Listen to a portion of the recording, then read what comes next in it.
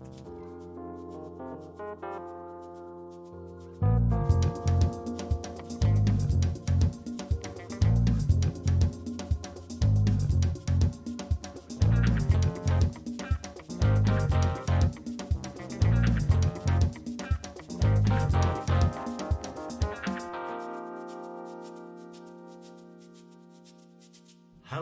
and welcome to Starts and Grafts. I'm Conor Gaffog, and each week I'm joined by an emerging artist to discuss the highs and lows of forging a creative career amidst a global pandemic.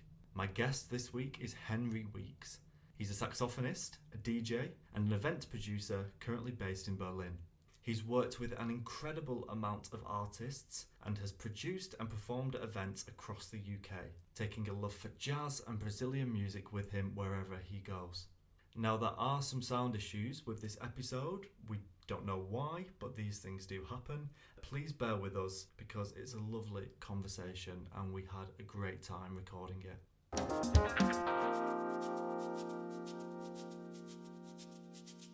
Henry, welcome to the podcast. How are you?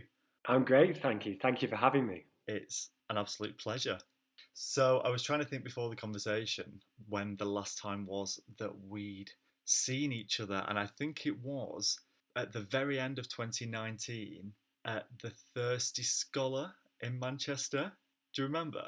I remember it so well. That was honestly a fantastic night for both me and my friends, and me seeing you was definitely like one of the reasons why it was so great. Very rogue. I can't believe we met at such a great institution. What a class place. Got a lot of love for many places on Oxford Road, but particularly the Thirsty Scholar. But yeah, it was my mum's birthday, and I was with my family and very smashed, and you with your mates, and it was that kind of coming together of two people that haven't seen each other for ages. There was also a Northern Soul night. Do you remember the music? It was really good. Yes. It was so good. I had a bit of a funky knee going on. I was jiving with my auntie and then you, and yeah, what a class time. But I'm pretty sure I danced with your auntie. I was that binned. And also I love Northern Soul music, so I was in my element. And yeah, it was so great. It's been way too long. It was class, but so much has happened since then in the world, the music industry, and everyone's personal lives. You're in Berlin now. Tell me about that. How did that come about?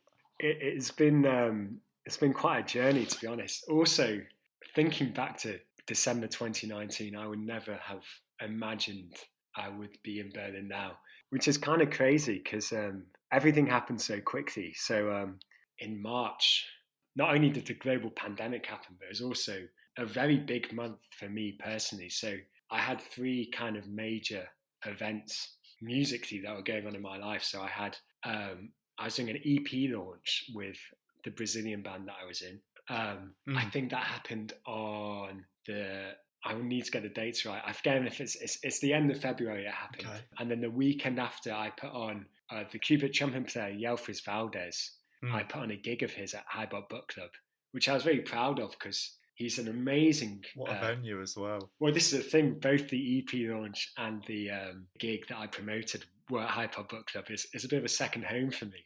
But yeah, I was really proud of that because for me, that was the first big gig I'd promoted as well. And he's just an amazing trumpet player. To bring him up to these was really special for me. And then the week after, I went on a tour with Brazilian Wax. So we did a UK tour and we brought a Brazilian DJ over to DJ with us. So there's these kind of 3 or 4 weeks, which were almost the coming together of my year. And then on the second half of the Brazilian Wax tour, it all got cut short. And it was crazy. It was surreal because for me as well, just so I explain the timeline, we had 3 gigs for the Brazilian Wax. We had the Friday and the Saturday and then the Monday at Edinburgh. And then on the Tuesday or the Wednesday, that's basically when lockdown happened. So we had this Monday at Sneaky Pete's in Edinburgh, which was the last dance, So you were going right up until the curtain call almost. Oh, we got called early. We got booed off stage, So we had 2 gigs on the Friday and the Saturday for Brazilian Wax in Leeds and Sheffield, and they got cancelled because of COVID. When you were doing those final on the cusp of lockdown gigs, was there a difference in the audience? Did you have to take certain precautions? What was the feel, or was it still quite careless? Oh, it was bizarre and hectic because I mean, so for me and Joe Osborne, the guy I do Brazilian wax with, we'd spent so long preparing for this. So we brought over Trepanado, who's one half of the Salvagem duo, who are based in Sao Paulo, but we were doing like an exclusive UK tour with him. But that involved booking flights over. This was like a big deal, especially for us. And we were putting quite a lot of money in relative to like how much we had. And so when this news started emerging, we were like, it's just not a thing. Like, it just can't be a thing. We just don't want to think about it. We weren't burying our heads in the sand, but we were kind of more holding out to try and get through, because it had been such a big deal for us. And I just remember this so well. I remember there were phases. So at one point, Augusto Oliviani, he wasn't going to get his flight from Brazil. And we persuaded him to get on the flight. We're like, it's going to be fine. And then he gets to London, and then the venues started going, you need to post about this because people are not going to come otherwise. And there were these, series of events which we had to, we're basically putting out fires. And I remember the first two events we did were in Brighton and London. And these were venues which we'd sold out previously, in the October before. And it was just a weird vibe because less people showed up and had tickets, and we thought we needed to break even. Exactly. But then on the Monday, it basically turned into the last dance. And it was so funny because the first two nights were a little bit disappointing, but the last night in Edinburgh on the Monday is Sneaky Pete's, this amazing club, really small, like a capacity of about 120. Honestly, just absolutely rammed. Looking back on it, the least COVID friendly scenario. But that was kind of made it all worthwhile. How did he get back to Brazil? So we just had to book him an emergency flight back, basically.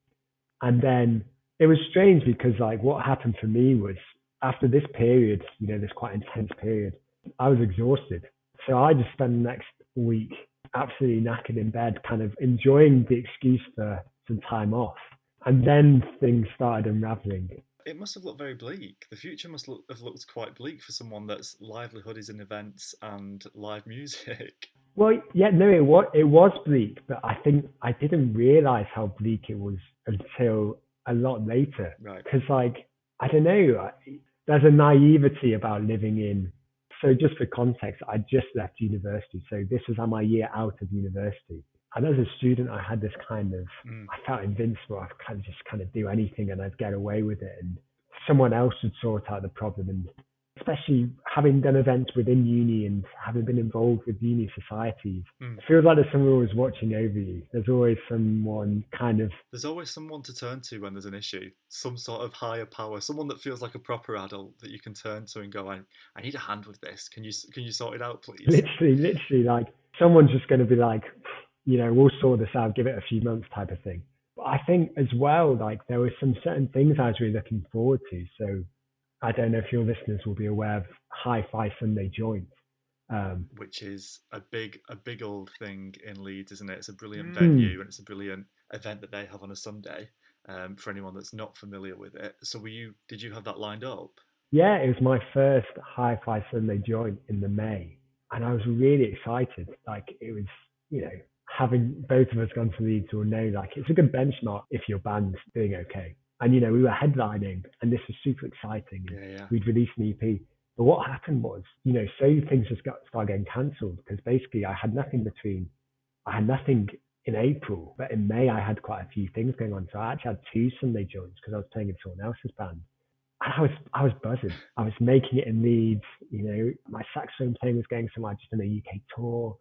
And then suddenly things started getting cancelled and I wanted to do some more gigs again. I wanted to promote again. I was like, right, let's look for dates in the summer. And then suddenly stuff in the summer gets pushed back. And I don't know. And then, that was kind of the start of COVID. I feel like I could just go on and talk about my whole experience with COVID. But yeah, that was kind of how it first was. Well, that is why we're here. It's so funny though, because for me, COVID has given me a lot of time to think and reflect. And even now, because it's been almost a year, I reflect about the start of COVID and it's a completely different time for me because I was in such a different headspace. Leeds was the center of my universe and I loved it. I still do love it.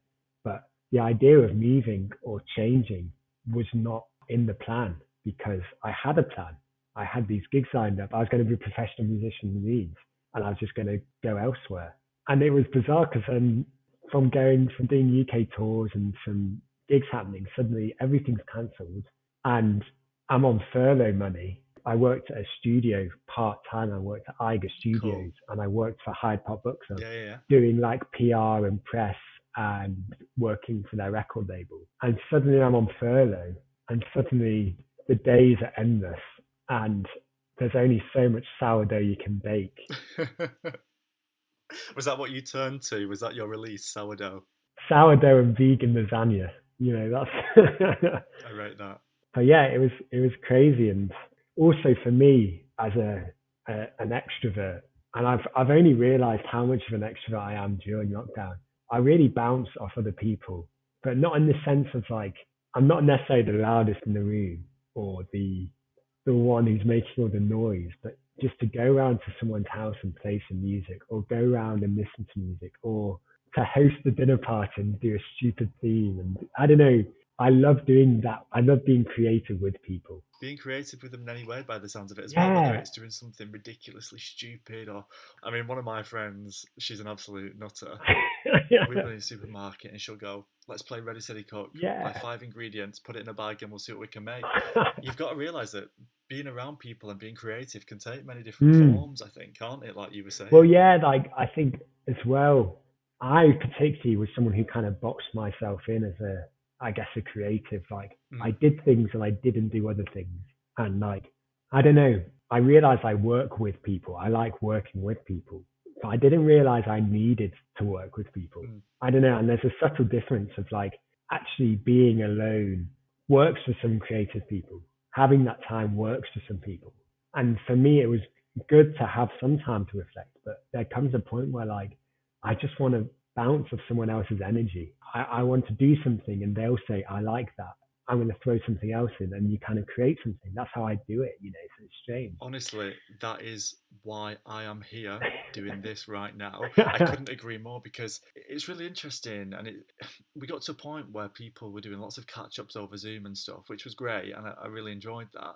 But what I'm loving more than anything about these conversations is that there's a real focus and a real purpose to them, if that makes sense. And it's not just going, oh, what have you done this week? Not much. Do you know what I mean? There's a real focus. But you mentioned Leeds there and you mentioned the word bubble. But from when I remember my time in Leeds, when you was there at the same time and what I've seen afterwards, you completely immersed yourself in, and are still very much immersed in the culture and the art scene in Leeds. You did... Honestly, in your first year, I just remember kind of watching from afar as you conducted a musical, had a radio show, ran for president of the Music Society and did all these brilliant things. But I wonder how the current freshers must feel, especially the ones that wanted to get out there and make music and really find themselves for the first time independent with a chance to divulge and get involved in a scene which is a bit different to what their home life's like. It must be devastating not being able to lock into the incredible opportunities that a city like Leeds, Manchester, Sheffield, London has to offer.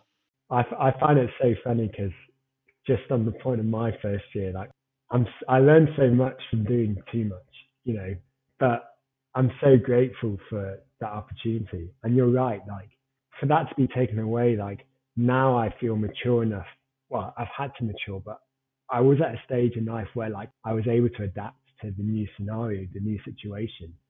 I think for me as well, going to university, I got a real chance to find what I wanted to do and who I wanted to be. And I'm still figuring that out for sure. But having a chance to do that for the first time was great because I kind of just threw myself at everything as you saw, you know. And yeah, like it must be so hard. And I think for me as well, I know how much work I've had to put in for me to be okay. Do you know what I mean? Like how much I've had to work on myself just to be okay. And like that's from years of experience essentially. Do you know what I mean? Like it must be so hard for them because like you just everything gets taken away, doesn't it? You must feel very lost being in a new city, Yeah. not having the opportunities that are just at your feet, or that were at the feet, our feet when we when we started university, and just throwing yourselves into anything. And if it doesn't work, then that is completely fine. You turn to something else. But not having them must be so difficult. So we've talked about March and the difficult May and summer that you had. Mm. I want to know, how have you ended up in Berlin? What's brought that on?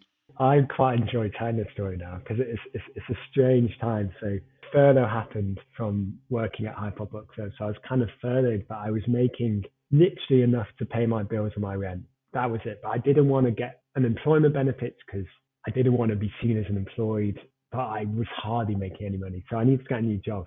Basically, long story short, I trained to be a care worker. So I trained to work for like in an elderly home, an elderly residence home. And in itself was eye-opening. And I was really proud that I'd kind of taken that decision because I've always wanted to, I love working with people and I want to do something which is kind of socially positive, like something which I could feel proud about doing. Okay. Basically, the story after that was I was told I could get a part-time job doing that. So I was going to do like 2 or 3 days a week as a care worker. And then the place where I was going to work didn't have a position available, which they said they would. So I ended up working in the kitchen of a care home part-time. Which Making sourdough. Old people don't like sourdough, I've learned. Damn. But it was so funny as well because like my parents weren't best pleased at first with me becoming a carer because I'd done this university education and they kind of were hoping I'd kind of, I don't know, take it to the next level, so to speak. And so there's a bit of drama there. And after all that, to do the training, to then be put in a kitchen was a bit like, okay, okay, it's a job. But also, I loved it because I would just get in there. I'd get in at 8 o'clock. I was working as the KP, so I wasn't even cooking. I was literally just in the corner, get the speaker on, best of new order, 4 hours. Do you know what I mean? Like just washing pans, cleaning up, serving old people food. Brilliant. It was so funny though, because so there were 2 Tonys in the kitchen. There was Yorkshire Tony and Portuguese Tony. Not to be confused. So Antonio was Portuguese Tony, but he called himself Tony. Yorkshire Tony was an old raver and he loved Acid House. So when it was Yorkshire Tony, Acid House, New Order, guy called Gerald all day long. Honestly, the music was so loud. I'd go out because I'd have to serve food to the old people. You've got to imagine, because normally I like to think myself as quite a colourful guy. If I go out, I'm the guy in the full purple tracksuit with the beret on. Do you know what I mean? With the beautiful pink hair. Literally, pink hair, ear piercings, necklaces, bougie. Absolutely love it. But in the kitchen, I was in like full checked, hairnet, face mask. Glamorous, greasy, very greasy. But like, I'd go and serve the food to the old people. And it was a tiring job. I worked like 8 till 6. But like, I'd come back to the kitchen, you just hear like this Acid House, right, which is just ridiculous. But then when Antonio was in, Portuguese Tony, he loved Brazilian music. So we used to have Brazilian music on all the time in the kitchen. Best of both worlds. Well, yeah, but it was just so funny because it was a very strange time because I was there for 6 months, which actually was a lot longer than anyone anticipated. It was a very strange time because it was summer. So it was a time where like I was with my friends, we were kind of making the most of lockdown. You're in this kind of summer days. Every day you don't really worry about anything because the sun's out and, you finish work and you go and chill in Hyde Park. And I was kind of doing my job and I finally had some money to settle in and I was still practicing every day. I'd still play the saxophone all the time. But I was just in this kind of weird daze. And I did that for 6 months. I got a huge appreciation actually for like how hard it is to do those jobs, to be a care worker, to, I don't know, work in those industries and how lucky I was to be a creative person. You say that, but I bet those 2 Tonys will really remember that period of you working there because you were still bringing something creative and they'll remember those shifts where you were playing New Order or Acid House or Brazilian music. So I think you've got to give yourself credit on 2 levels with that. No, I mean, it was so funny, but like it got to a point though where I remember, so the turning point to this strange period of my life was when, because I was still kind of gigging occasionally, doing like live streams, but like I really lost a lot of energy and drive for it when everything stopped. Like I really felt down about it. When everything ground to a halt, I really had no energy or drive to do anything. I was a bit down creatively. Yeah. I really wasn't motivated. How have you picked yourself up from that? Well, it was moving to Berlin. So what happened was I had a trial shift at Waterloo Boathouse, which is a bar. And it was honestly one of the worst shifts of my life. Someone laughed at me because of how bad I was pulling a pint. And basically, I got to the point where it's like, right, am I going to do something with my life? Or am I just going to apply for bar jobs for the next 6 months? Like, this isn't working anymore. Because I wasn't even making any money. And the game changing thing was I had a very good friend of mine, and he came to visit me, and we went swimming in the Yorkshire Dales. And he told me his girlfriend decided to do like a master's abroad. And she's saying how amazing this was. She's doing like an internship with the master's. It was in the creative industries. And that kind of planted the seed. And then I started looking at doing degrees abroad. And I found this one in Berlin.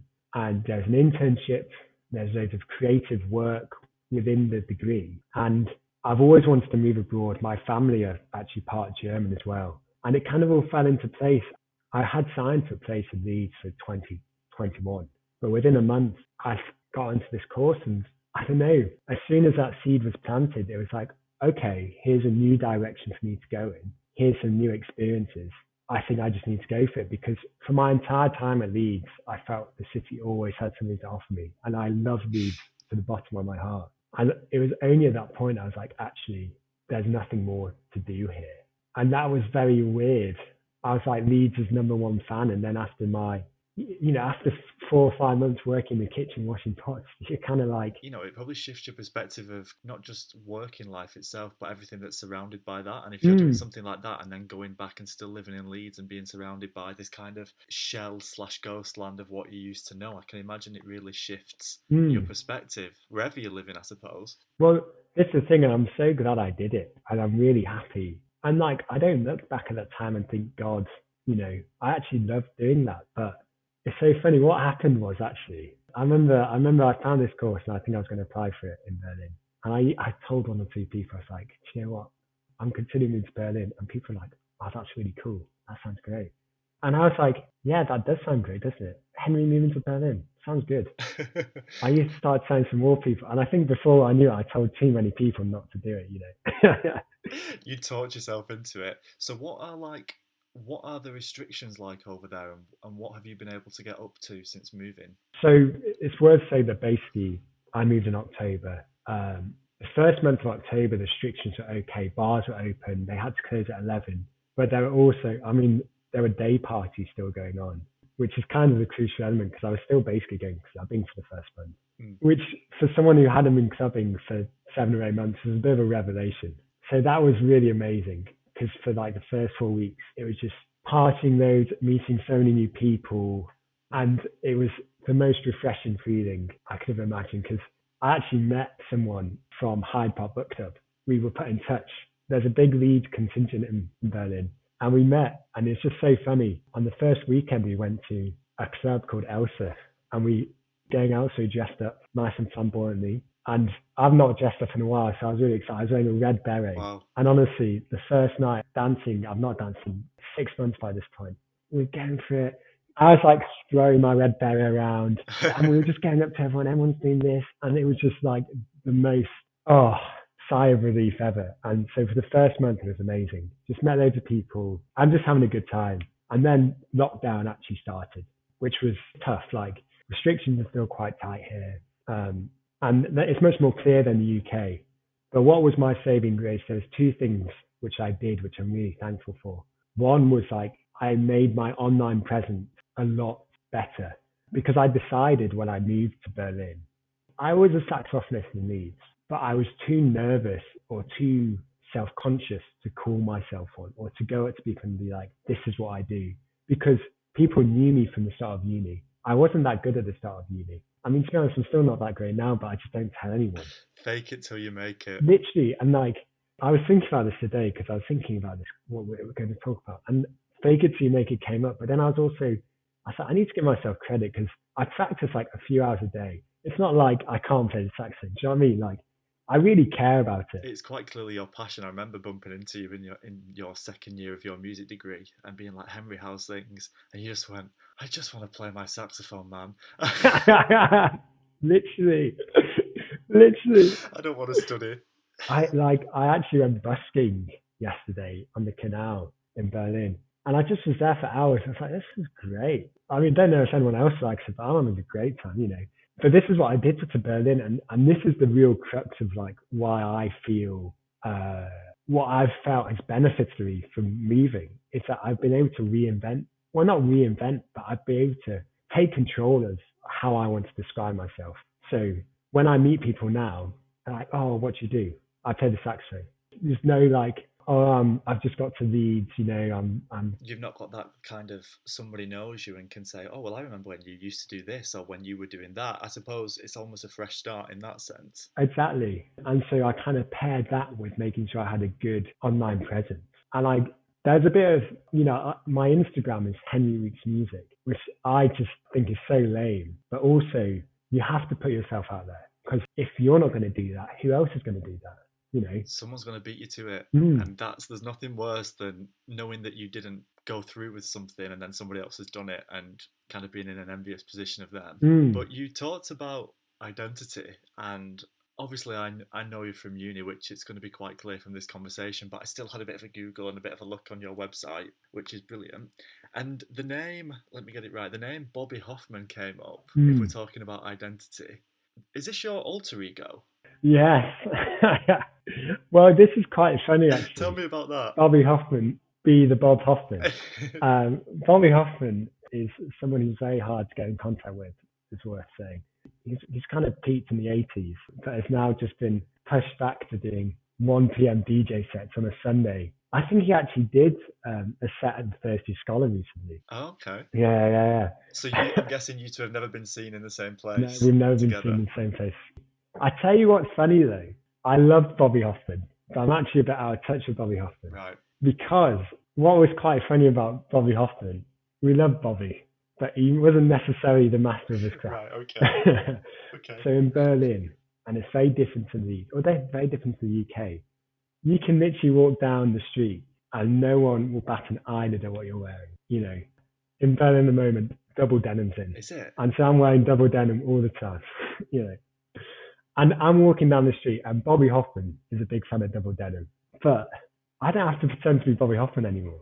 Do you know what I mean? Okay, yeah, I completely get it now. I think at uni, there's this kind of thing about, I don't know, I always felt like all the best DJs had like a different name. Or, do you know, like they had like an alter ego. And part of me is just like, screw what people think, like, I need to just be who I want to be, you know. I think I'll tell you this is something very embarrassing, but my New Year's resolutions were to dance as much as possible and to look great all the time. And I think that what I mean by that is that like I'll kind of want to wear something to feel good about myself, to go out and dance to, or to play the saxophone with, to perform in. And like I shouldn't be ashamed, or not ashamed, but I shouldn't be embarrassed of that being me, you know. You shouldn't have to stand on a street corner and be worried that someone is going to see past your music and look straight at what you're wearing and potentially make a comment or act in a certain way. Do you know what I mean? The two should really complement each other because there's a creative element to both of them, isn't there? And if you can look and sound in quite a harmonious way, in a way that goes together, then you've kind of got the perfect cohesion. So what are you hoping to achieve long term in Berlin? Is there any events or anything, or even in the UK now that we've got our roadmap? This has been a good week for the music scene, I suppose. For me, I'm recording a lot of music at the moment. I've got an album coming out with Tempo Fleece, which is exciting. I'm just playing as much as possible. And I think for me, like, I feel like in a really good place where like the franticness of uni, of trying to figure out who you are, has kind of passed, and I feel like a much more settled person, which is really nice. So for me, like the future is just actually like trying to have output, which I feel truly kind of represents who I am as like a person, as a performer, as a musician. I think, yeah, like, you know, there's projects lined up. I'll be coming back to the UK for a few gigs over summer, which I'm really excited about, a few festivals, which I'm really excited about. But yeah, that's kind of where it's going. Maybe Bobby Hoffman will return. If I see anybody in double denim, I will ask them if they are Bobby Hoffman. Bobby, is that you? It's good to know that there's light at the end of the tunnel in terms of gigs and creativity. I mean, even some big festivals this week, I think, have announced that they're Mm, looking to go ahead in August, which is just such a relief for everyone. I want to talk about Brazilian music now mm. because it's something that you mentioned, Brazilian Wax, which is kind of, if I get this right, it's a record label collective. How would you describe it? We go for collective. There's two of us. Right, okay, there's two of you. I think we bigged up our description to it. It's me and my mate Joe Osborne. He's just an amazing mind for music, and we present radio shows, we DJ, we produce nights, we book events. We met at uni, met at Leeds, and yeah, had this amazing 2 years of just the kind of craziest things. We just started on Leeds student radio and put on nights, and before we knew it, we were kind of did UK tours. That's like such an amazing story of growth because I think you're doing quite like a late night slot on the student radio, and then it just built and built and built to live performances and festivals. But why Brazilian music?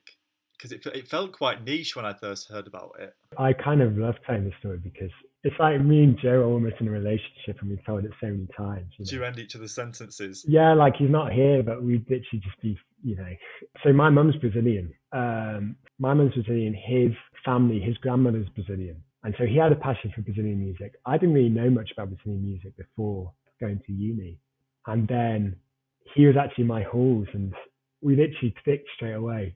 And he kind of taught me a lot about Brazilian music.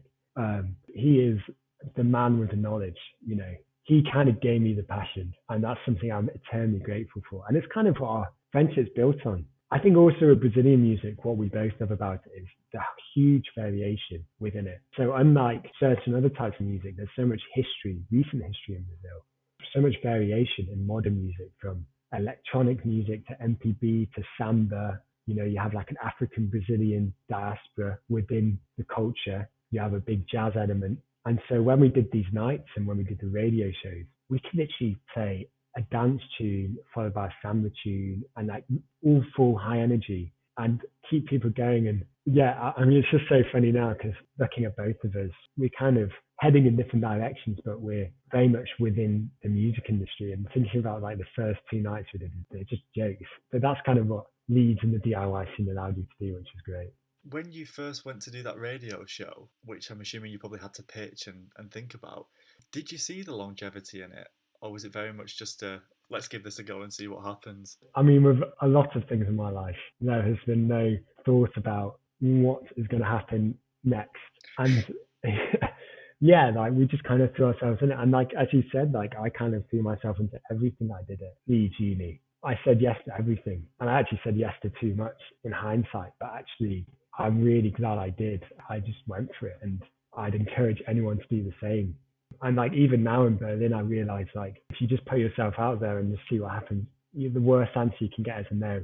No one's going to be annoyed at you for trying to take it to the next level. No one can be angry at you for trying to reach out and make connections. That's my attitude. Literally. But one thing I do remember, one of my claims to fame, I've only been to one Brazilian wax night, and it was the first one. Did you go to the very first one? Yeah, it was at Wharf Chambers, wasn't it? And it was very tiny, and I had some horrible Aztec shirt on. Again, probably my attempt at trying to find a cool identity whilst in Leeds.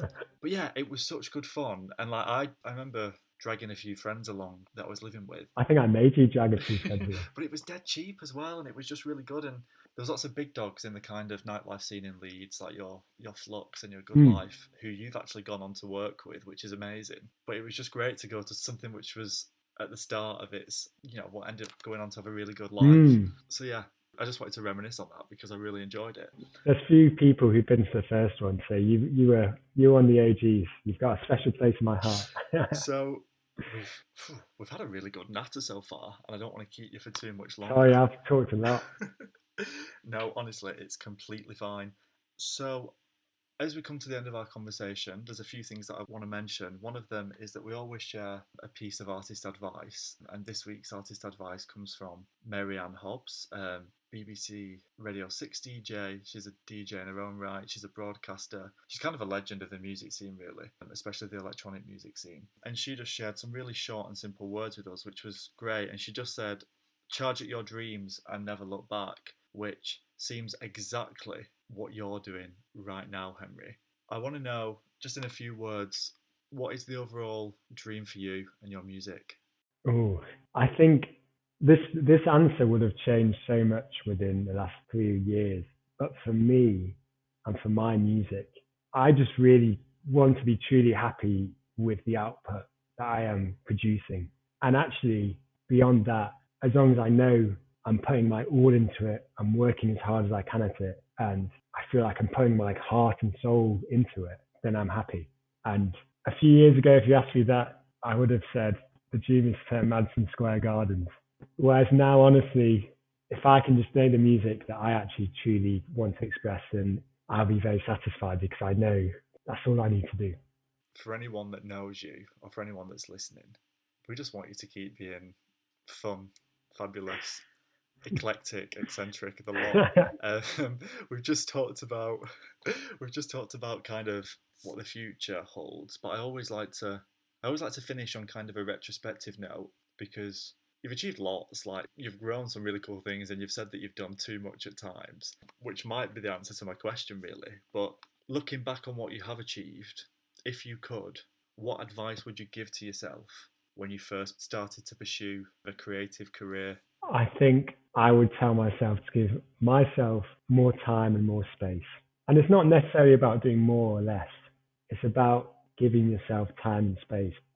Especially when I started out, I was just like, first and second year of university, I was just running around constantly. I never actually gave myself space to think about where I actually wanted to go. What was the end goal for me doing all these things? And I don't regret doing any of them. But when I think about, now I'm a bit older, I'm thinking about what do I actually want to do? Why am I playing music a lot? Apart from myself, what's in a year, 2, 3 years, why am I meeting these people? And it can just be for fun and there's no harm in that, but space and time. I've become a lot more reflective, which I used to think was just, a waste of time, but actually, For old people. yeah, for old farts who'd lost it, when actually, you can be the busiest person in the world and you can also give yourself space, but just giving yourself like half an hour a day just to be like, okay, I've got like 3 rehearsals today and I'm doing a DJ set. I should be freaking out, but actually I really want this and I love this music and they're great. Do you know what I mean? Like that makes sense. But then if you're really stressed and you're doing stuff you don't want to do, or you're not that passionate about it, then you need to think, are these the decisions? Or is this where you want to be putting all your energy into? You summed that up really well, and I think it's about giving yourself space, acknowledging the bigger picture sometimes and why you're doing certain things and what that's leading to in a sense of achievement. And at times it's also okay to have a mixed feelings towards things, whether that's a feeling of nerves, a little bit of anxiety mixed in Mm, there sometimes, or just pure excitement. Like all of that is okay. And that's probably the best. If you just felt one certain thing towards something, there's probably a bit of an imbalance there, maybe. I don't know. But yeah, thank you. Honestly, thank you mm, so much for coming on, mm. taking your time out. Are you an hour ahead there? I am indeed. So I've had a little bit of wine and I'm going to be heading to a birthday party soon. I'm very, very jealous. But thank you so much, Henry. It's been great. I've absolutely loved it. Thank you. Always a pleasure. Great to catch up.